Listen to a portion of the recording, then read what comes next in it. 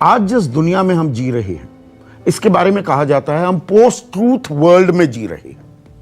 अब आप में से बहुत से लोगों को पोस्ट ट्रूथ वर्ल्ड क्या होता है, इसके मायने नहीं पता होंगे।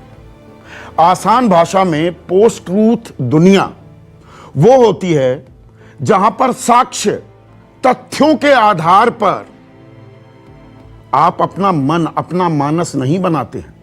आप दरअसल किसी भी बात को सच, अपने इमोशंस, अपनी संवेदनाओं, अपनी सोच के आधार पर कि आपको लगता है ये सही है, ये सही है, तो ये सच ही होगा, इसे पोस्ट ट्रूथ वर्ल्ड कहते हैं। और इसी में हम मीडिया वाले, सरकारें, पूरी हमारी व्यवस्था जुड़ी हुई है।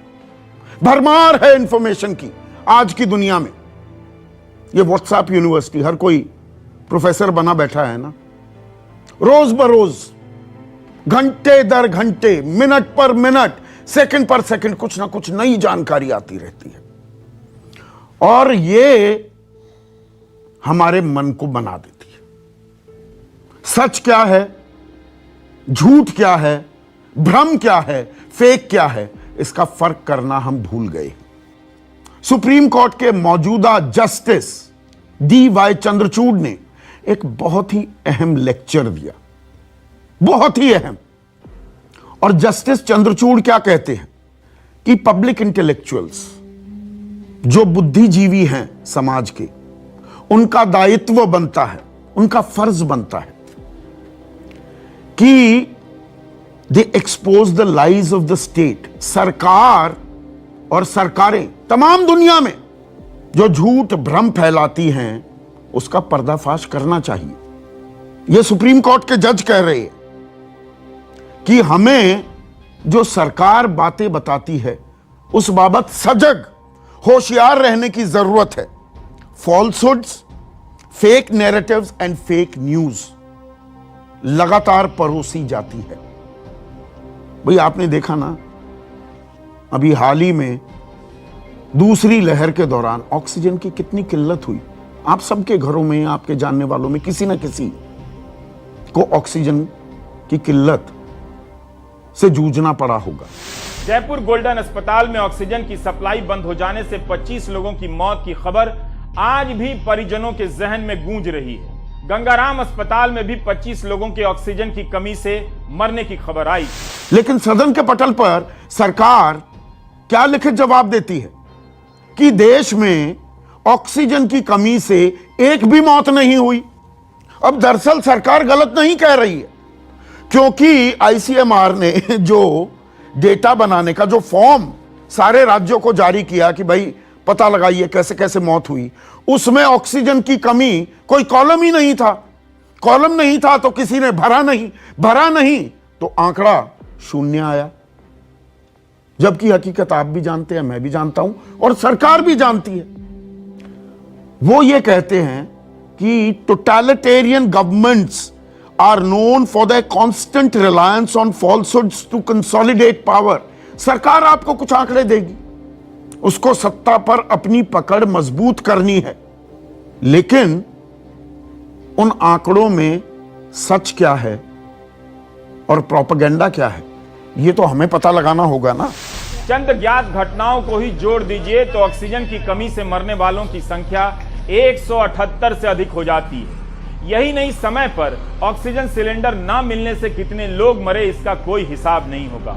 क्या मई के महीने में एक रविवार इंडियन एक्सप्रेस की यह रिपोर्ट भी झूठी छपी, जिसमें उन लोगों का ब्यौरा छपा है जिनकी मौत ऑक्सीजन की कमी से हो गई। क्योंकि आज की तारीख में दरअसल लड़ाई किस बात की हो गई है, तेरा सच और मेरा सच। आलम यह है कि आप एक न्यूज चैनल देख रहे हैं, आपको जो सही लगता है आप वही चैनल देखेंगे। सच दिखा रहा है या झूठ दिखा रहा है ये नहीं देखेंगे। 2000 रुपए नोटबंदी की बात थी ना, काला धन आएगा और सरकार बहुत तकड़ा काम कर रही है। चुनावी भाषण में प्रधानमंत्री ने बात कही, उसको वो बार बार दोहरा रहे हैं कि 15 लाख रुपए अकाउंट में क्यों नहीं आ रहे। देखिए, ये जुमला है। किसी के अकाउंट में 15 लाख रुपया कभी नहीं जाता, वो उनको भी मालूम है और आपको भी मालूम है, देश की जनता को भी मालूम है। नवंबर 2016 में यह बातचीत हुई तो खबर ये भी चली कि अरे नोट में तो चिप है। काले धन पर रोक के लिए लाए जा रहे 2000 रुपए के करेंसी नोट को बनाने के लिए state of the art nano technology का इस्तेमाल होगा। ये एक नई बात होगी और सैटेलाइट के जरिए सरकार ट्रैक करेगी पैसा कहां जा रहा है। काला धन तो पूरी तरह से समाप्त। बातें बताई गई हैं कि उसमें नैनो टेक्नोलॉजी, जीपीएस का इस्तेमाल है। अगर एक जगह पर बहुत सारे नोट एक साथ पड़े रहेंगे तो न सिर्फ जो क्या उसको जो कानूनी तौर पर कार्रवाई करेंगे ना उनके पास सिर्फ, बल्कि इनकम टैक्स डिपार्टमेंट में इसका सिग्नल जाएगा, क्योंकि ये सीधे सैटेलाइट की ओर सिग्नल ट्रांसमिट करेगा और वहां पर पहुंचेगा ताकि उस पैसे को निकाला जा सके, रिकवर किया जा सके। बैंकों में रहेगा, उस सिग्नल का कोई मतलब नहीं है। और 120 मीटर नीचे मिट्टी के दबा होगा तो भी पता चल जाएगा कि यहां पर ये 2000 का इतने दिनों से ऐसे पड़ा हुआ है। बहुत से लोगों ने मान लिया कि हां जी नोट में चिप है, सच पर नहीं गए, उन्हें लगा ये सही है। आपको किसी की विचारधारा से ना इत्तेफाकी है, उससे जुड़ी किताबें आप नहीं खंगालेंगे। सत्य खोदने के लिए आप वो किताब ही नहीं लेंगे, आप वो चैनल नहीं देखेंगे। तो हमारा एक इको चैम्बर्स बन गया है। हमने दिमाग में जो बिठा लिया सो बिठा लिया। अब नीरज चोपड़ा जैवलिन में, ट्रैक एंड फील्ड में भारत के लिए, भारत के इतिहास में पहला स्वर्ण पदक लेकर आते हैं। लेकिन उसमें, और मैं खुद को, पत्रकारों को, मीडिया हाउसेस को भी जिम्मेदार मानूंगा, एक विवाद खड़ा हो गया। अरे पाकिस्तान के जैवलिन थ्रोवर ने उनका जैवलिन ले लिया। नीरज चोपड़ा ने कहा भाई उनके पास था। मैंने कहा कि भाई यही जैवलिन मैं भी फेंकूंगा, हर कोई अपना जैवलिन लेकर नहीं जाता। पर पाकिस्तान ने नीरज चोपड़ा हिंदुस्तान के खिलाफ साजिश की, ये खबरें चली, हमने भी चलाई क्योंकि वो सही लगा। पाकिस्तान दुश्मन है तो ये बड़ा आसान है, एक कदम और आगे बढ़ा दिया गया। या उज्जैन में एक चूड़ी वाला, उसकी बर्बर पिटाई होती है सरे राह, और मध्य प्रदेश के गृह मंत्री आकर बोलते हैं नरोत्तम मिश्रा कि नहीं, वो फर्जी नाम रखे हुए था, दो आधार कार्ड थे। मध्य प्रदेश के गृह मंत्री अब वो कह रहे हैं कि ये पहचान छुपाकर चूड़ियां बेच रहा था। लोगों का आरोप है कि छेड़खानी करता था, दो आधार कार्ड मिले इसके पास से, पहचान छुपा रहा था ये। अगर वो तस्लीम नाम का युवक दो आधार कार्ड रखते हुए अपना नाम और धर्म बदल के हमारी बेटी को छेड़ेगा तो उसको जाने देंगे? अरे तो बच्ची को छेड़ने वाला मनचला बदतमीज। अरे भाई एक आधार कार्ड बनवाया, नाम तस्लीम था, उस पर असलीम लिखा, पिता का नाम गलत लिख दिया, उसने उसको दुरुस्त कराया। दोनों आधार कार्ड पर नंबर एक ही है, वो करेक्टेड आधार कार्ड था। और नाम उससे पूछा गया, उसने डर के मारे अपने घर का नाम जो भूरा था वो बता दिया।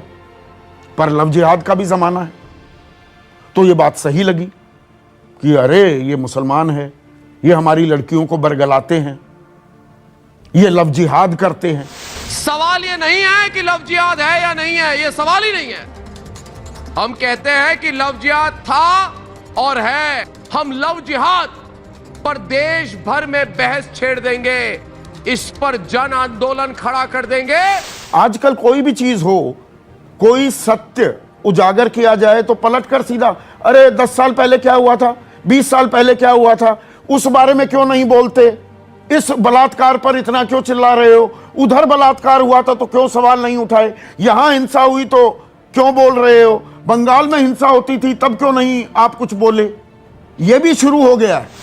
और मॉब लिंचिंग का सबसे पहला उदाहरण 1984 में राजीव गांधी ने हजारों सिखों को दौड़ा के मार के इस देश के सामने पेश किया था। तो यहां पर ट्रूथ प्रिवेल कर रहा है या राइट, जो लगता है ये ठीक है। उमर खालिद है जी, मुसलमान है जी, और ये तो जेएनयू में इसने दंगे करवा दिए और देश विरोधी नारे लगा दिए, तो ये इसकी मंशा ही यही है तो डालो। या ये चूड़ी बेचने वाला है, डालो। ये धर्म बदलवाता ही होगा, नाम बदलकर काम कर रहा है। जवाहरलाल नेहरू यूनिवर्सिटी से निकले देश विरोधी नारों की ज्वाला में धीरे धीरे देश धधक रहा है। इसमें जेएनयू छात्र संघ का अध्यक्ष गिरफ्तार हो गया है, लेकिन वो चेहरे पता चल चुके हैं जिन्होंने वो नारे लगाए थे। और इसीलिए सवाल यह है कि देश विरोधी नारों का मास्टरमाइंड उमर खालिद है कहां। तो इन चीजों के बारे में जस्टिस चंद्रचूड़ कह रहे हैं, वो कह रहे हैं we do not truly care about the truth as much as we do about being right. जो सही लगता है वही हमारे लिए ठीक हो जाता है। And to counter fake news we need to strengthen our public institutions. अपनी संस्थाओं को मजबूत करने की जरूरत है। नहीं, आम आदमी की, आम नागरिक की, आपकी मेरी जिम्मेदारी है। दबाव बनाते रहना होगा, सवाल पूछना होगा। What, where, why, how, when, ये सवाल हमें पूछने होंगे। ताली बजाइए, पर सिर्फ ताली बजाने से काम नहीं चलेगा, क्योंकि ये सरकारों, मैं तमाम सरकारों की बात कर रहा हूं, दुनिया भर में और देश में भी जितनी सरकारें रही हैं, फितरत है सरकार की, वो चीजें छिपाएगी और सिर्फ अच्छी चीजें ही उजागर करेगी। अच्छा ही सत्य नहीं होता, सत्य कहते हैं ना कड़वा होता है, उसे भी पहचानना सीखना होगा आप सभी को।